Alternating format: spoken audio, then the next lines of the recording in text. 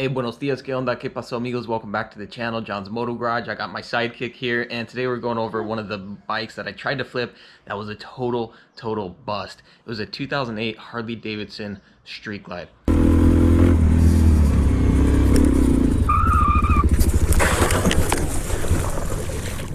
Ugh.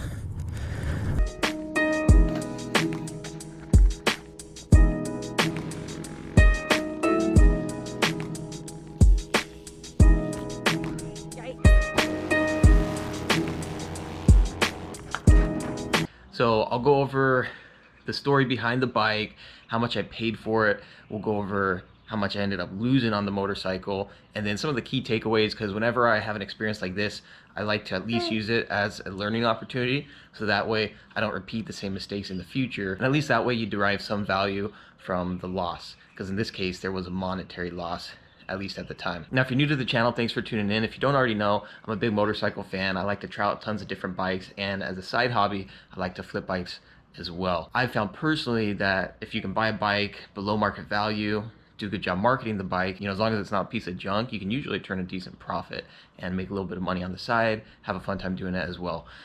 Sometimes I get those comments like, dude, guaranteed there's no way to make money doing this. I hate to break it to you, but I'm not the first one who's made money flipping motorcycles. People do it with cars, bikes, all kinds of things. So again, it's just a matter of buying low, selling high, getting a good deal, making sure you're not buying junk, all that good stuff. Anyway, we're not going a ton into that in this video. Let's talk about the Harley Davidson. Now, right off the bat, I have to say, for all you Harley haters out there, this had nothing to do with the Harley itself. It had more to do with me not doing my due diligence, not doing my research, and not going by the rules that I typically go by when I go to look at a used motorcycle with the intent to turn around and sell it to make money. All right, let's take a look at the motorcycle. This is a 2008 Harley Davidson Street Glide. Now, whether or not you're a fan of the Street Glide or even the Harleys, you can't help but look at the bike and think the dude did a pretty good job setting it up. He's got a lot of powder coated parts, or at least the front forks are powder coated, the nice orange accents, upgraded exhaust, just a nice clean looking motorcycle, the crash bars, pretty well decked out as well. And by today's standards here in 2020 per KBB, trade-in value is around $7,500 on that bike, with a retail at $10,500 or thereabouts. At the time when I was looking at this, I want to think trade-in would have been closer to like $8,500 to the $9,000 mark.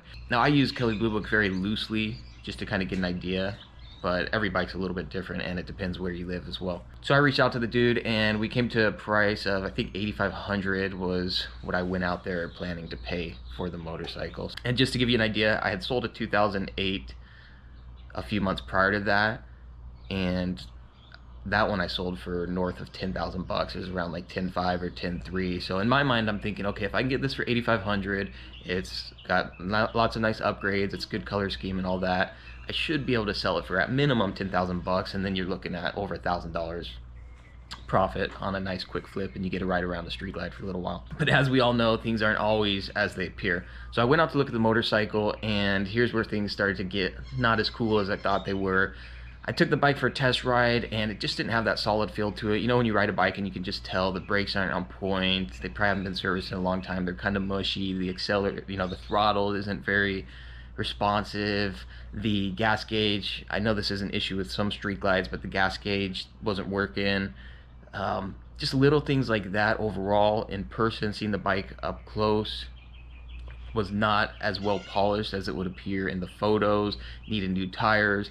So those are all red flags to me that a bike maybe hasn't been as well maintained as it could have been, and or it's just going to need a little bit more money to get it up to a point where you can flip it fast and easy. That's where I started to ignore some of my rules, because every time I would stand back and look at the bike, I thought, man, it's just such a nice looking motorcycle. It's got pretty much everything that somebody would be looking for on that bike. It's black, it's the desirable color, it's got the upgrades, and that's what I kept going back to and kind of convincing myself in my mind that it's going to be a good buy, you should be able to sell it pretty fast. And I kept thinking back to the bike I had sold before that sold fast and I made good money on it, and so I'm kind of having this back and forth conversation in my mind, even though in person I've got all those red flags right in front of me, So again, all of those things for me should have been reasons to either negotiate down the price more, which I think I tried to, but the guy was pretty firm, or B, to walk away. Well, as you know, obviously I did end up buying the motorcycle. I paid him the $8,500. I loaded the bike up and I headed home. Well, things only got worse after that. By the time I got home, in my truck bed, because I loaded it up in the truck, there's already a little puddle of oil starting to form. Anyway, so that's where I was like, man, this sucks. Long story short, I paid $8,500 for the motorcycle. I initially posted it for 10.5, disclosing all the little, all the information I had on it. It's gonna need 2 tires, leaking a little bit of oil, and it wasn't the oil drain plug, it was somewhere else where it's leaking oil. Anyway, long story short, I posted it for 10.5, and I actually had some people hitting me up about it, but they weren't interested in the tires because those needed to replace, and nobody liked the oil leak, obviously.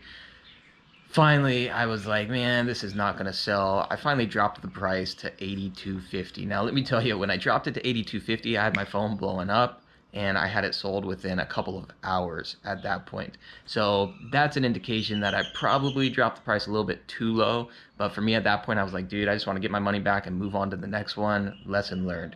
And so there you have it, the major bust, the Harley Street Glide, and all the big key takeaways for that. Again, stick to your rules, stick to your guns. There were a lot of red flags from the get-go that I mentioned, and I really should have just moved along and or tried to get the guy to lower on the price. But again, I don't think he was willing to budge there. And so I took a small hit. I also learned that I probably didn't have to drop the price so drastically. Now looking back, I can't remember. I probably dropped it to 95, had no hits, maybe dropped it to 9, but I've been known to do this in the past. I did this with the Road King, had a tiny little leak, and I ended up dropping the price a ton, and that thing sold super fast. But yeah, so that was one that I took a hit. I went in there hoping to make, up to $2,000 and ended up losing $250. Now, all things said, that's not a terrible loss, and of all the bikes I've done, I can count on, maybe 1 or 2 hands, the ones where I've taken a hit. Fortunately, it hasn't been a ton of them. So there you have you guys, John's Moto Garage, the major bust, the Harley Davidson Street Glide. Let me know if you guys have had any similar experiences in the past. What are some lessons you've learned the hard way from time to time? Of course, if you dig the content, be sure to like and subscribe. If you dig these kinds of videos, let me know, because I have a ton of motorcycles from the archives before I was doing this channel, so I don't have video of them, but I have tons of photos and stories that I can share. And I guess we'll catch you on the next one. Stay safe out there. Adios. Hasta luego. Nos vemos.